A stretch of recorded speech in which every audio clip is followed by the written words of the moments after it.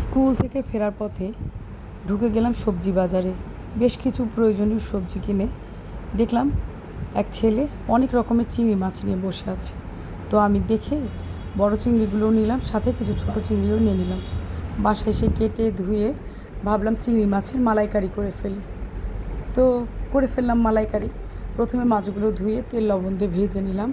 তারপর ফোড়নে দিলাম তেজপাতা, গরম মশলা আর পেঁয়াজটা যখন ব্রাউন কালার হয়ে গেল, তারপর দিলাম আদা রসুন বাটা। দেবার পর আমি মিক্সিতে কয়েক রকমের বাদাম, একটু কিশমিশ, হালকা একটু জিরা, একটু ধইনা, টমেটো, কাঁচামরিচ এগুলো দিয়ে ব্লেন্ড করে দিয়ে দিলাম মশলাটা দেবার পরে আমি খুব সুন্দর করে কষানোর পরে যখন তেল ছেড়ে গেল, তারপর দিয়ে দিলাম দুধ। আমি অবশ্য নারকেলের দুধ ইউজ করিনি, আমি দিয়েছি গুঁড়ো দুধ। তো গুঁড়ো দুধ গুলিয়ে দিয়ে দিলাম। দেবার পরে আমি ঢাকা দিয়ে দিলাম। ঢাকা দেওয়ার পরে নামানোর আগে একটু চিনি আর একটু ঘি দিয়ে পরিবেশন করলাম। অনেক টেস্টি হয়েছিল।